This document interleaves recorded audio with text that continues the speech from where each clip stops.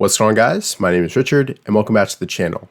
Today we're going to be taking an in-depth look into Pinterest ticker symbol PINS, which is my stock of the week. And we'll really go in depth and analyze this breakout that it had on this past Friday, where it was up 36.13% on huge volume plus 650%. That's not your neighbor or Aunt Sally buying. That is institutions piling to this stock, scrambling over each other to purchase shares. And they're doing this because there's a significant shift happening in this company and they want to be a part of it.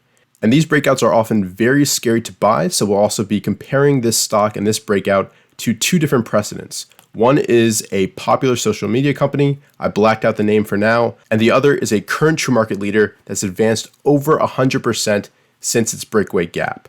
And these breakaway gaps are not signs of weakness, instead they are signs that something significant is happening at the company, and as I said, you want to be buying along with the institutions and ride out the wave.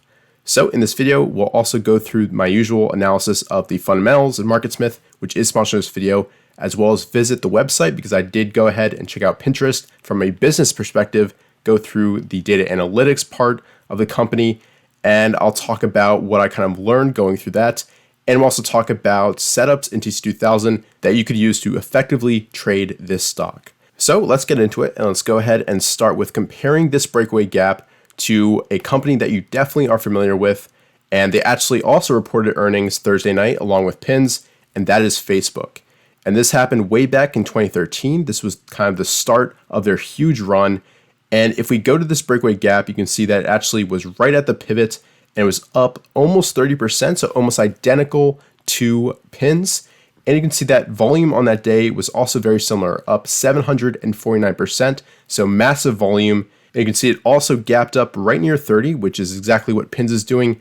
And this was the start of a huge run. And if we go to a monthly chart, you can see that during this time, it hadn't done much yet. It was below its IPO high right here, below its price, and it seemed to be kind of dead in the water after its highly hyped IPO. But this marked the shift, and if we go back to the present, let's go ahead and use the change date feature. Let's go ahead and reset to today. You can see that after this breakaway gap, it's advanced on a massive run, significantly rewarding its shareholders and everybody who bought on that breakaway gap.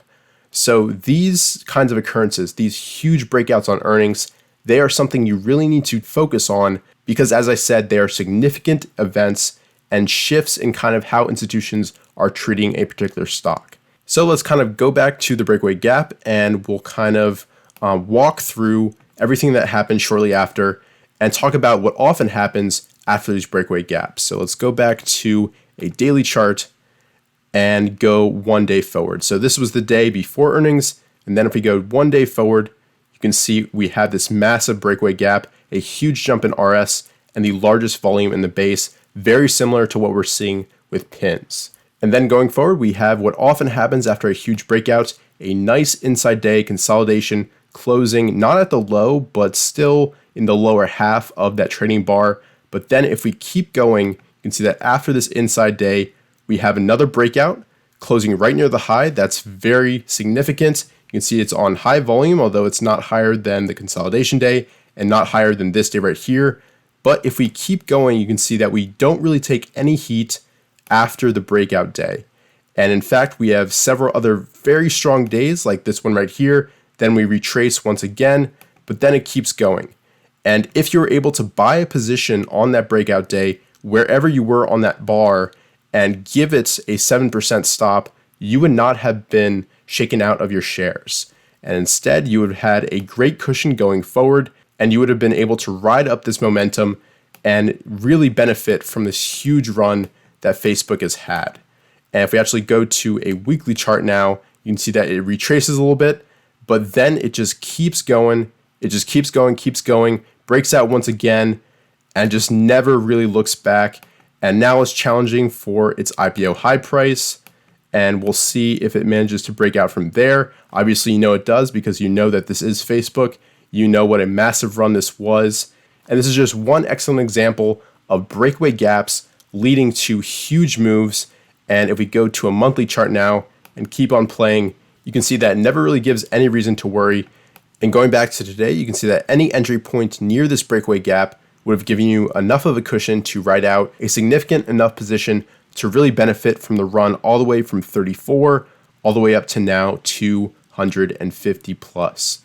So I think Facebook is a great example and reminder of how these breakaway gaps in an IPO base from the first stage base can be immensely rewarding. And another cogent reminder of this is a recent true market leader, and I won't share the name just yet, but it's hidden right here.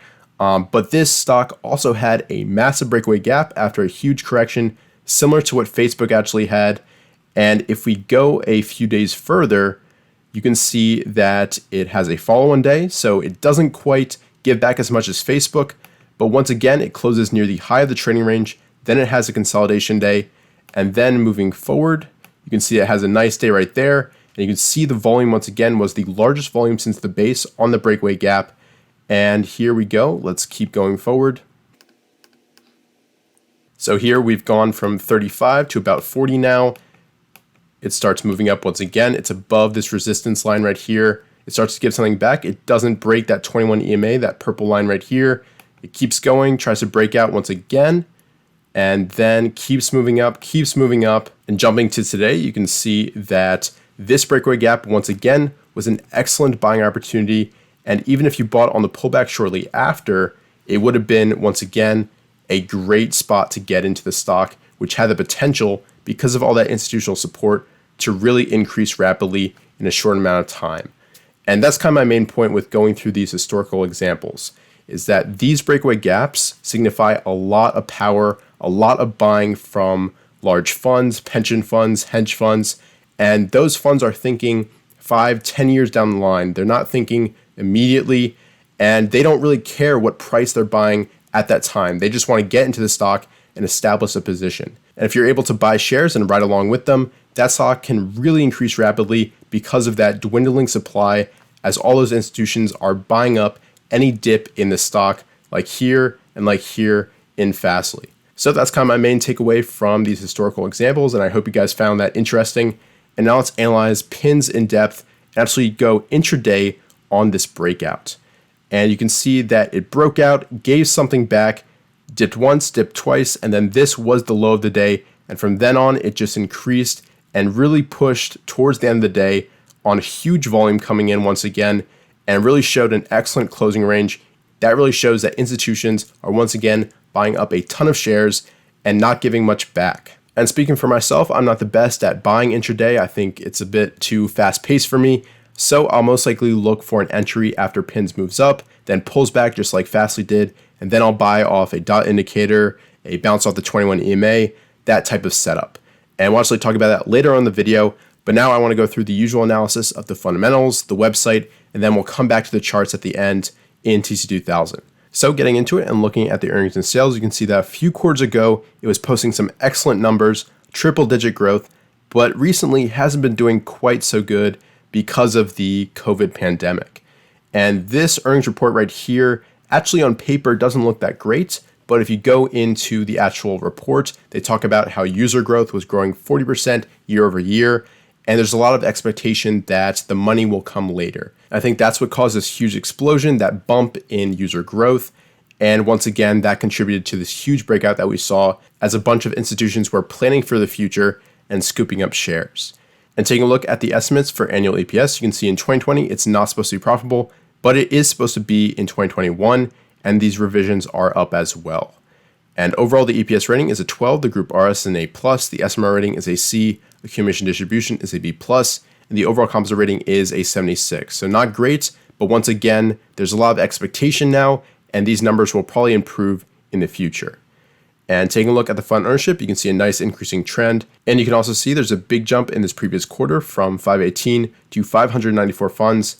And you also have two high quality funds in there, Wells Fargo and the Contra Fund. So very good things from the fund ownership. That's the exact trend I like to see. And going to the chart, you can see the RS line is moving up sharply. The overall rating is 92. And we've talked in depth about this breakaway gap, which really shows power. So good things from the fundamentals, and they're expected to improve even further in the future, as we see from the annual EPS. And going to a weekly chart, we can see a few more fundamentals that I like to see. The up-down volume ratio is very strong at 2.1, but the return on equity isn't quite where I want it to be. I like over 15, 17%, and 3% is low at this time, but this is a new company, a recent IPO, and hopefully that will improve in the future. So now that we talked about the fundamentals, let's go ahead and check out the website. And as I said, I did go ahead and investigate this as a potential business. You can set up ad campaigns, you can create content, you can link to your website, your store, your videos. And they've also got a ton of different resources that allow businesses to learn how to reach their audience on this platform. So I think this is well set up to benefit as more and more companies are looking for an online presence. And this is an up and coming social media platform. And they've also got built-in analytics, which are very important for businesses. You can see your audience, you can see their interests, age, gender, location. All of these are very important for companies that are looking for a specific demographic. And you've also got your overview, which is analytics over time. I don't have anything because I literally just opened this account today. So we'll see how this grows in the future. But once again, you can create a pin, you can create an ad, and a pin is basically a piece of content. So images, a video, a post, and then you can link it to your store, your company, anything you really want as a business. And as I said, you can also go ahead and create an ad, which will basically create a pin or select a pin and then use it and promote it to a specific audience. So as I said, this is an up and coming social media platform, and this provides an alternative to companies that don't want to use Facebook, Instagram, YouTube, or just kind of want to diversify the places that they put out ads and try to reach their audience from. And also they've been partnering with some other stores like Etsy. So it seems like a great place to try to find your audience and find new clients. And if we go back to the Business Hub and actually go to the home feed, which is basically what Pinterest actually is, you can select a bunch of different topics. And then basically after you've selected those, you can go ahead and click done. And from there, you can see there's a whole bunch of pins, all of which you can click and explore more. And overall, I hope this just kind of gave you some context about what Pinterest actually is as a platform for both social media, but also for businesses to find clients and kind of reach their audience. So with the website covered, let's go ahead and jump into GC2000 and analyze some potential setups for this stock. And if we jump to the present here, you can see that it's right near its green line. That's the previous all-time high that has been broken in 3 months. So it's nearing a long-term resistance point at these levels. If we go back to a daily chart, you can see that once again, it had a very strong closing range of almost 94% and a weekly closing range of 98%. So a very strong week. And overall, what I'm looking for now is some consolidation, maybe some inside days like we saw with Facebook. And then as it moves up, that presents a potential first entry point.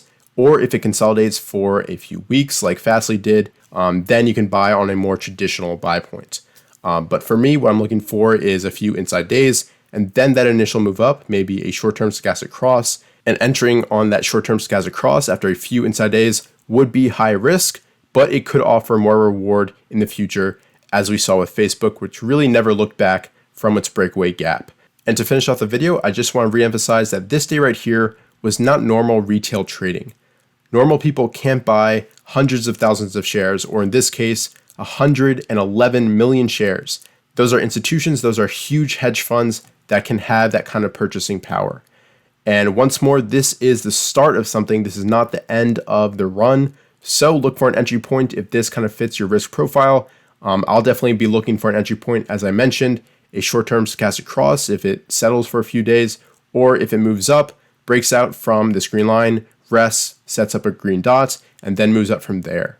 Hopefully it can turn into another Fastly or eventually into a Facebook. If we go to a monthly chart, this was where the breakaway gap was. And you can see it really hasn't looked back. And from this point, if we go all the way to the present, that's a almost 600% return. That's a pretty good bang for your buck. So that is my analysis of pins. I hope you guys enjoyed. And if you did, please go ahead and leave a like down below and subscribe if you're new to the channel. And I'll see you guys in future videos.